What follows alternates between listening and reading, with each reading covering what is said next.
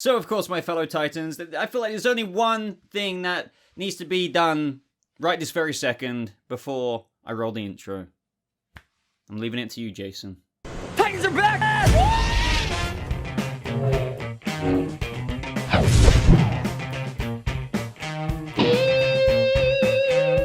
How's it going, Titans? Welcome to a brand new Titans Season 3 update video. I'm actually really pumped to talk about Titans in today's video because there's a bit of new information that I didn't know about, but quite a bit of it, of what was revealed at DC Fandome, I did know about, and if you've been watching my Titans videos for quite some time, you'll know that I've actually been speaking about this for quite some time. But yeah, it's now officially out there. Red Hood is out there. I said that in my video the other day, but I really do feel like I've got a wrap and a lid on things in terms of the plot and what's going on next season with the new details that we got from the showrunner Greg Walker, new characters such as Scarecrow coming in. Can you believe that? I mean, say what you will about Titans, trust me, there's always like a mixture in the comments. Like, I'm an unapologetic kind of Titans fan. I acknowledge the flaws in this show, but there's still so much I love about it. I am absolutely psyched to get Jonathan Crane, and we'll get into that in a second. There is a lot to discuss as always, guys, and this is going to be my breakdown video, and you're going to want to stick around for it because, yeah, there's quite a bit to say. And, you know, as I said, going back to the mixture of comments, I know there's going to be some people talking about Red Hood saying it's too early, it's too this, it's too that. I'm going to give my opinion on that. Trust me, I understand every side to it. I want to try and counterbalance it. I understand Titans, for some fans, have let quite a few fans down in their expectations, or just, well, not even necessarily expectations. Sometimes the bodged finales of season 1 and how rushed season 2 felt at times, especially in that finale. I acknowledge all those flaws, but hey, that doesn't mean I'm not excited for this following season. So guys, go on to like this video. I'd really appreciate that so much, honestly, if you do enjoy it. Not only that, notifications are going out on my channel right now because I did like 3 or 4 live streams yesterday. They disable notifications on the channel when that happens, which I had no idea about. Thanks, YouTube. Also, speaking of that, I did do a Flash Season 7 trailer breakdown that you may have no idea about. It may be there in your sub box, but you might not have been notified about it. That is up on the channel. I'll leave it in the cards above. Also, I worked my ass off to get my in-depth breakdown of the Batman trailer out to you guys last night. Literally, as soon as that trailer came out, I went freaking ham. So go check that out. So as I've spoken about in videos months ago in terms of how I thought Red Hood was coming to season 3, and then yet again the other day I said in my video that it will be happening at DC Fandome. But I'm going to read out what Greg Walker said about Red Hood first of all. So this season, we're going to bring up a new villain. If you've watched the show, you know that Jason Todd's had a rough run. He's had a falling out with the Titans, and it didn't end well. The Titans reunited as a team, were absent one member at the end who rode away on the motorcycle. I'm sorry, are we forgetting about freaking Donna? Greg? Our queen? Okay, that was a bit cringy, but come on. Anyway, we're absent one member at the end who rode away on a motorcycle, and there's that proverb that the child who is not embraced by the village will burn it down and fuel its warmth. And that child comes back in the form of Red Hood. And that's when Karen Walters, who of course plays Jason Todd on Titans, said that he's very excited, obviously. He feels some pressure, but he's ready to take it on, and he's been wanting this for a while now. So, first reaction, guess what? I really don't mind at all that they're doing Red Hood. I've said this quite a few times. Sorry if you're getting sick of hearing me say it, but I've been saying ever since season 1, when people were thinking maybe the next season, in season 2 it would happen, or during season 2 people were like, is Jason happening? You know, the promo shots of when he got captured by Deathstroke, people were speculating if he was going to become Red Hood then. I've always said season 3. Now, let's first just preface this saying this is an adaptation. You know, adaptations are slightly different. It's never copy and paste. It just isn't. And that's fine. I mean, are you a big fan of Stargirl? The Cosmic Belt does nothing on that. Sylvester Pemberton was the Star-Spangled Kid, and he was Skyman or Starman. There's lots of differences in these shows that lots of other people don't complain about in other shows. But I think when it comes to something as popular as Bat Family stuff, especially when it comes to Red Hood storylines, I think also it doesn't help with the disappointment for some fans for Titans. Their apprehension is therefore really skyrocketed when it comes to the news of something as grand as this. I think if Titans had done a spectacular job as well as Doom Patrol or even Stargirl for that matter, then I think fans may have some of the opinion of, oh, you're rushing it or whatever, but they would be a bit more excited. I know there still are lots of fans who are really excited for this, such as myself, but I still feel like this is okay. And also in the comics, Jason is young. For example, Karen Karen Walters is like 22, and in the comics, I think Jason, the Red Hood, can come back at times around 1920. The one thing about Jason's age in the comics, it's never really consistent, but when he was a Robin, he was very young. I'm sure you guys know that. I think there is quite a few years. I think it's up to 5 years before he comes back as Red Hood. Now, I do understand that point in terms of how he was already been trained by Bruce for a year in season 1, then to season 2, I suppose that took a year. Like, it's been 2 or 3 years, give or take, and now he's already maybe gonna get the crowbar, and I'll get into the whole Joker element to it, because I was always against that, but I think there is a way they can do it. Not against it, sorry, but, you know, TV, licensing, embargo of the character, I didn't think they could do it, but now I think they can. In a certain way, that is, but I'll explain that fully. So honestly, I'm not fully on board with that stigma of people just being like, oh, you're right. I feel like there is a bit of bandwagoning. I'm not trying to sound patronizing to some people who genuinely do have valid criticisms about this, but I just do feel like it's easy to kind of hate on Titans, and then there's like, oh, Red Hood, oh, it's gonna be shit, oh yeah, screw it, like they're gonna ruin it, and blah, blah. That's easy to say, isn't it? Why can't we just be a little bit more excited for it? So as far as story, Jason being Robin for a couple of years, I think that's okay. Yet again, this is an adaptation. It doesn't have to be done the exact same way. He has been with Bruce for some time, and the way this story is going into it is that Jason Todd has been just... Well, he's had a bad run, as Greg Walker said. Like, he was dumped off by Bruce from the Titans. There's a lot of neglect and similar themes from the comic book storylines that are still dumped into this show, but are brought out in different ways that still culminate into that somewhat motivation of when Red Hood comes back and feels absolute disdain and resentment for Bruce Wayne. But obviously it might be done a little bit of a different way in this show to maybe, well, not only Bruce, I still think that will be the same, but it's also going to be projected a bit at the Titans, because one thing I will say about last season is that I was quite a big fan of Jason's arc and how much he was rejected. He is a bit of like that kind of young, slightly irritating at times, teenager of a Robin, if you know what I mean. So everyone immediately thought that it was Jason pulling the pranks when Deathstroke was leaving the clues and trolling all the Titans members. Do you remember when he was like crying his eyes out? He felt rejected by Rose. Karen Walters' performance there was stellar, and I do feel like his performance as Red Hood will be great. However, if you're just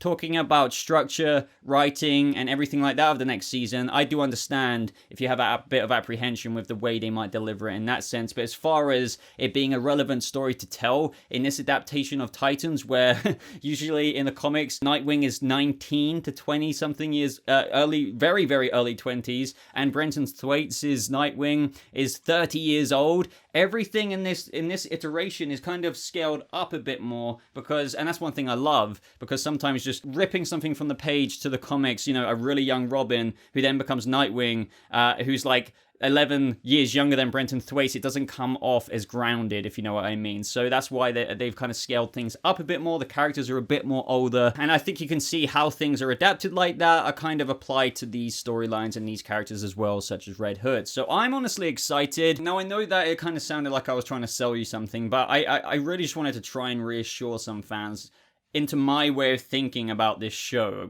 You know, it's not without its problems, but I don't think it deserves as much shite as it gets. And there's nothing wrong as well. I think this is the most important thing. In every show, literally basically every single show, some of your favorite shows does do this, is that it treads new ground on super traditionalist canon. And what I mean by that is super traditionalist canon, the ways it is done normally canonically in the comics, certain storylines, but when it's adapted to TV, they change it slightly, but it's innovative, it's interesting, it's also somewhat original, and through doing that, it makes it interesting for the viewer who already knows the story. Do you know what I mean? I feel like I shouldn't need to explain this, to be honest. Now, I'll revisit this in a second in terms of how I think that the actual story will go, but we've also got some new information to go over, and that is when Greg Walker teased some big changes in terms of how their team goes to Gotham. Funnily enough, I spoke about that months and months ago in how this season was going to be basically set in Gotham, and I feel like I really do know how it's going to tie in with that, especially with the Jason Todd stuff. I think you guys may already, just through me saying that, might get a drift. He goes on to say there's whole new sets of challenges that lie and wait for us in Gotham. One of the big ones coming up is Dr. Jonathan Crane, Scarecrow, which,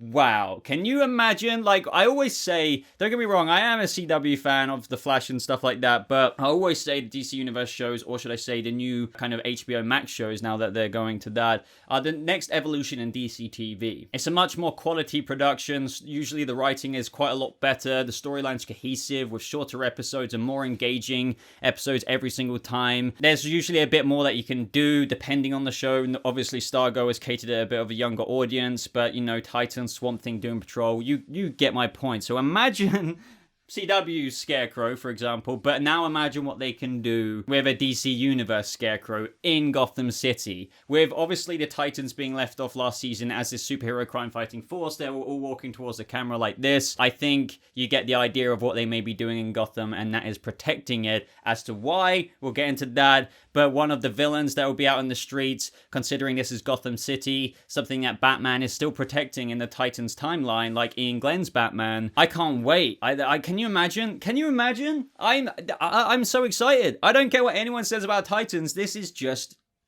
brilliant. Now, I know it sounds like I'm subtle flexing, but another mystery character, Greg Walker says, is Barbara Gordon is coming, but as commissioner. Now, actually, I believe I did read this from Discussing Film a long time ago. They said that Barbara Gordon was coming to the show, and they heard it was commissioner, so all credit to them for that. But I believe I was the first one to reveal that episode 1 of Titan Season 3 is actually titled Barbara Gordon, and that's when a load of Starfire fans went crazy in my mentions, not at me, but they were just going crazy like, I thought this season was meant to be about Corey, you know, Starfire. Now there's a whole new female. There's such a, no offense to Starfire stans, I'm a big Starfire fan, but that is such an overreaction. Just because a character's being added doesn't mean, you know, because they did say that this season would involve a lot more Corey, so I think they felt threatened, but a bit too threatened if you ask me. Once again, I know some people are going to say, Titans have so many characters as it is, there's going to be too many, why are you bringing in too many characters? I feel with the premise of this season, the superhero crime-fighting task force, this isn't Task Force X, crime-fighting force of the Titans, because we know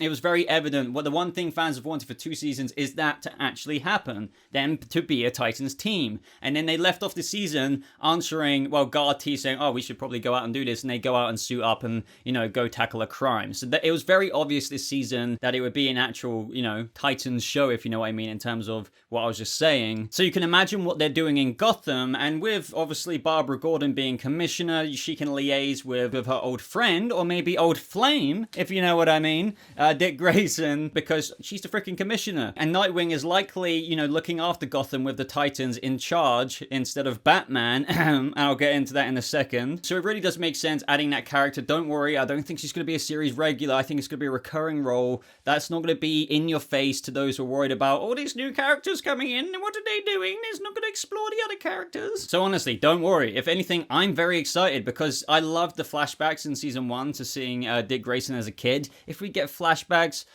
you know, with a younger Barbara Gordon, Batgirl. I'm not saying we're going to see Batgirl suited up, but just, you know, just living life in Wayne Manor. You know, that's one thing that was so interesting, getting a peek at how stressful that was for a younger Dick Grayson. Talking about how Diana was down in the Batcave because of something Bruce had done and the other Justice League members. I think there's so much that they can offer to the show and world building through a character being introduced, such as Barbara Gordon. And also just seeing her, of which I assume is past the Oracle days, as commissioner, very, very interesting as well. I think she will still, like Loki, get a bit of her Oracle mode on at times, but I don't think I think those days might slightly be behind her, and she's kind of fulfilling the legacy of what her father left behind. And that's actually something Greg Walker said as well. We have 2 of the second gen coming up. There was originally Batman and Jim Gordon. Now we have Nightwing and Barbara Gordon trying to kind of deal with the mistakes of their parents, and it turns out to be a lot more difficult than anybody thought. So do you see what I mean? Like, in terms of the timeline of this take on the DC universe with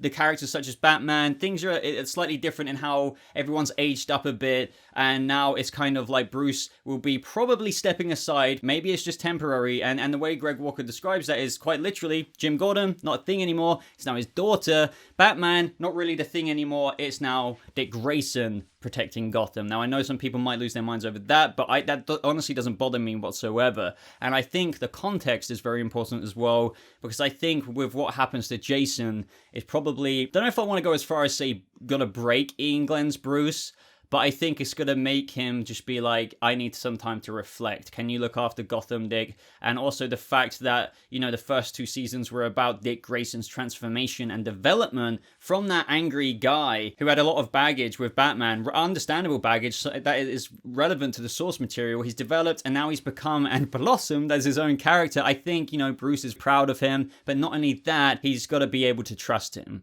To trust him with his whole city, and I think that is not a problem at all. This is quite literally a guy who was Robin, who knows the streets of Gotham inside and out. Even the criminals probably know who he is. I mean, they probably won't recognize him in a Nightwing costume, but you see what I mean. He's going to be able to take care of the city, but not only that, he's got a load of other heroes to help him as well. Granted that he's going to probably be doing some babysitting because...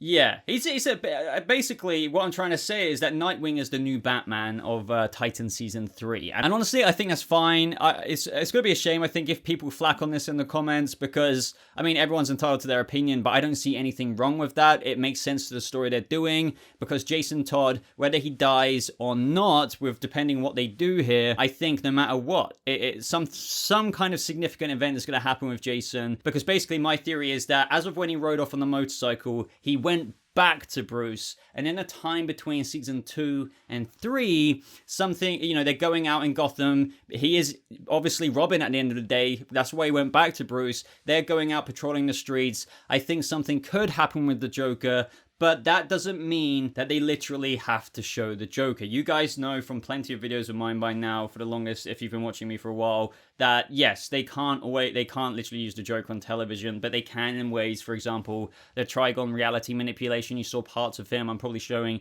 that on screen right now. I think the way it will be told is that when Jason comes back, and eventually when there's that scene where maybe it's revealed that he's the Red Hood, this mysterious new threat. I'm not saying this is exactly how it's going to go down one way or another. When it's eventually, there's this explainer situation going on, it may be told through very quick swipes across the screen of flashbacks where you see the hand, maybe the blazer like this, with the crowbar or something like that. I'm not saying he's going to die. I'm really not even saying there's going to be a Lazarus Pit situation. I think it just might be a situation where he goes out with Batman in the streets, and maybe even England's Bruce is made out to be a bit of a dick. Despite Batman being Batman, a badass, something they focused on in the show is that, and this is true to the comics, Batman is really good at being Batman, but he's not great at raising a kid or even just having that sincere and good connection with, you know, somebody who is in his care. Obviously, he's training them. That's such a huge thing. You guys already know that if you've watched the first 2 seasons of Titans. And I suspect that something may go wrong on a mission, and it's also going to bring out that resentment from Karen Waters' Jason Todd for Bruce, and Bruce is going to feel pretty guilty about that, which may very much so provoke his decision to leave the Batman role behind for some time, and that is why the Titans then move from San Francisco to Gotham to protect it. That ties in Scarecrow. Obviously, we still have the Starfire, Blackfire storyline going on at the same time. I'm sure there's going to be some Cadmus Lab, Superboy stuff going on at the same time. But also, I think it's going to be awesome the fact that they probably don't know who this Red Hood is. And as I said in my other video the other day, there might be a time jump. So I think it actually might be assumed that Jason is dead. Yet again, I don't see them doing the Lazarus Pit. I think it's going to be assumed that he died or something like that, but he didn't really. Apparently, it might be portrayed in more of an Arkham Knight kind of way of things. Once again, another different iteration of Jason Todd's Red Hood origin in that game, of where he was beaten and tortured by the Joker, who sent Batman a video of the event and lied by telling him that Jason had died, but he didn't really die. So you get my vibes here. It might be a similar situation where Bruce informs Dick Grayson that Jason is dead, or, well, that he thinks he's dead. And there's this whole thing with the Titans. They all feel guilty. We're going to see fallout of that. Then eventually there'll be a time skip of months, I'm assuming. It might even be up to a year. I could be wrong about that. And they've processed it. But then this new character comes into the scene after recovering himself in a similar way to Arkham Knight. And then lo and behold, like, obviously Jason has come into his own and has such resentment and disdain and wants his revenge against the people who abandoned him and didn't help him. And that's another thing. Don't forget that that is still very accurate to, like, the storyline, because if Joker lies, or let's say it's done in a similar way to Arkham Knight, if Joker lies about Jason Todd dying, he's not going to tell Jason Todd that. Jason Todd is going to be sitting there waiting to be saved or something, left for dead, and he's going to think that nobody came and saved him. Nobody. I think that might play a little bit into it as well. Obviously, this needs to be fleshed out more than just my freaking Boba ideas, but you get my point. The result of that, I am pumped for this next season. It's going to give us what we've all wanted in the development of Titans Season 1 and Season 2. They've played it like this slow burner, developing Dick Grayson into Nightwing and these other characters, but in Season 3, it's actually going to be superhero crime fighting, but mixed in with a bit of Bat family drama, a bit of legacy and mantle picking up going on for Barbara Gordon being commissioner, Dick Grayson temporarily taking over as the protector of Gotham. I could be wrong about that, but I do think that's going to be the case, and that's why they moved to Gotham, because, you know, Gotham needs to be protected, and Scarecrow's going to get involved because everyone else is likely in Arkham, but, you know, Scarecrow isn't. And, yeah, like, here, there, and everywhere, some other storylines going on. So I'm excited, guys, and I hope this video just generate a little bit of faith restoration for some of you in Titans. I think Season 3 will be the make it and break it for some. I completely understand that. But I also think it could very well be shaping up to be... probably the best Titan season yet, but... You know, some people might say it's going to be the Titan season we should have got maybe last season, in a sense. But I understand why they developed Dick Grayson over a long period of time. Because also, I do get it, how it would have felt rushed if he just popped up as Nightwing at the end of Season 1 when he was originally meant to in that Trigon stuff. They had to develop him more than that, but I do understand how some people felt it was too long to do it right at the end of the finale of Season 2. But hey, that is the video, guys, and that was a long one. I had a lot of blabbering thoughts, so let me know your thoughts or my thoughts down in the comments below. Like this video if you did enjoy it. Check out my other videos. There's so much content going out on the channel right now. But I'm gonna love you and leave you guys, so thank you so much for watching. I hope you all have a lovely rest of your day, and I'll see you Titans in the next video. Goodbye.